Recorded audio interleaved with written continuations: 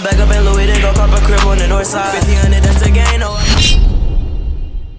Yo, JP Nation, how you guys doing? I hope you guys are doing fantastic. It's your boy Maxim as usual, back with another My Hero Academia The Strongest Hero video.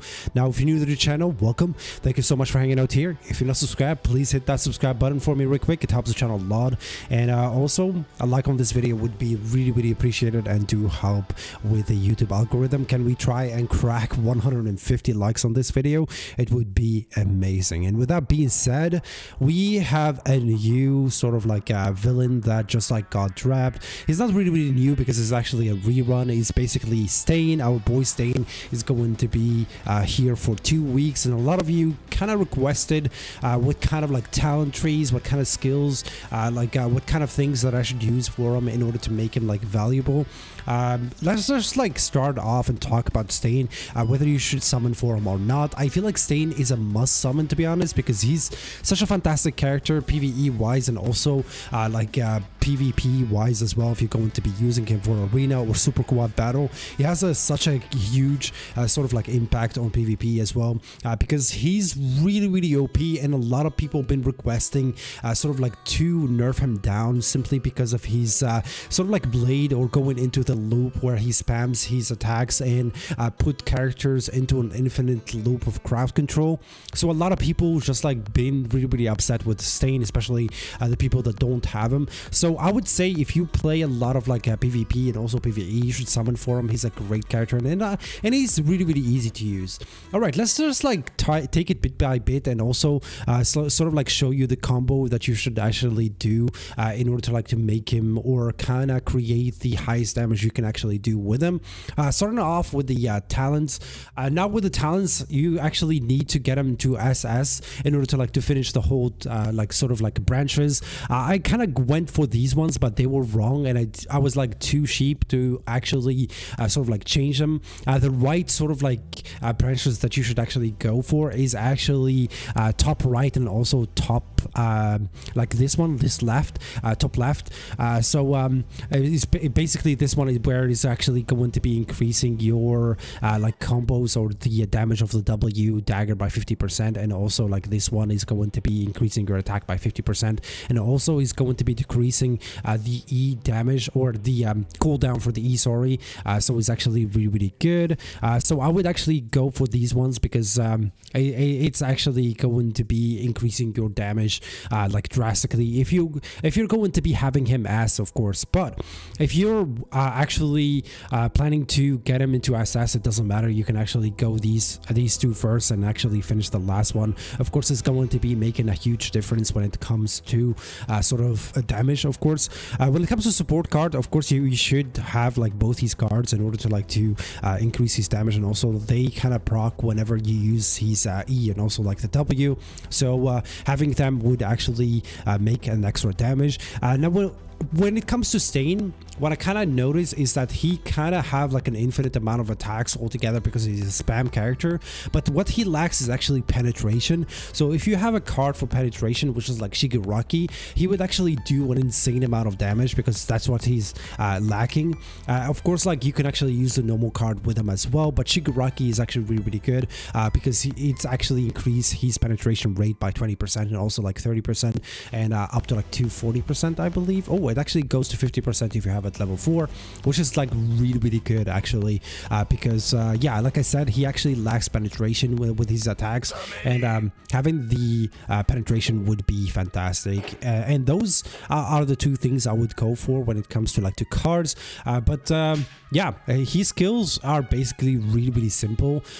He's just like a spam character where you use the W in order to put like the enemy into sort of like a route where he can move and actually dash towards him, and he has the E as well. This one will, if they don't have like a super armor, will just like go up in the air, and also they're going to be sort of like when you go down, you're just like gonna be using your dagger and sword at the same time, and this is like the crowd control that I actually talked about, and it lasts for quite some time, honestly, and it's really annoying. Also, like Stain has like a bar like underneath. Once it filled, he actually goes into like sort of like bloodlust mode, and this bloodlust is actually something that makes his attack speed like drastically faster, and yeah, it makes an incredible amount of damage. Like honestly, let's talk about the Q later when we actually go into the training. All right, basically what you want to do, like this is the combo, because like his cards are kind of special. When they need to proc, or what you need to proc them is actually press the W, and you can actually see that he been placed into chains that are actually root, and you can actually see to the side here, if you actually saw it, you actually proc the card as well when you press W. So okay, maybe because it's already procced, so we don't proc it again. But yeah, when you press like the W and actually teleport, you actually see his card actually sort of got procced. But yeah, once it got procced, you can actually use the E in order to like to stack both cards together. In order like for the card to actually process, you need to go up in the air. So for example, if you press E and then dash at the same time and you don't go in the air, the card doesn't proc. So you need to go up in the air in order for the sort of like the card to proc, in order to have the extra damage. So you see here, we went up in the air, and this is where the sort of like the card actually proc. So keep that in mind. So the combo is pretty simple. Just like press W and then teleport into the sort of like the enemy, and then press E, go up in the air, go down, and then just spam attack. And also you can actually activate the special for the extra attack as well. And you can actually see the bar.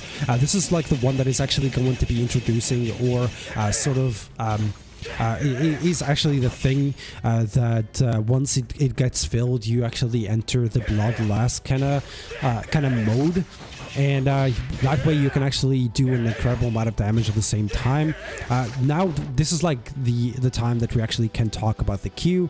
The Q is basically a thing where if you press it, you can actually control the bloodlust, whether it's actually going to be filled faster. You don't have to like to use the Q, but if you want not going into the bloodlust because you want to save it for the boss or something, you can actually press the Q, and it actually going to be diminishing like the sort of like the bloodlust kind of I don't know, like bar, I would say. So keep that in mind. But yeah, he's pretty simple. He's really fun to use. The ultimate, I don't tend to use it, like honestly, because it's really slow compared to his combo, but it does a decent amount of damage if you want to use it. But yeah, as you guys can see, he's actually like a sort of like a range sort of like a skill. But it's actually really fun. Like to go through his sort of like combo really quick is actually press W, teleport a couple of times, do the damage, and then go up in the air and press the special and just like spam infinite amount of damage.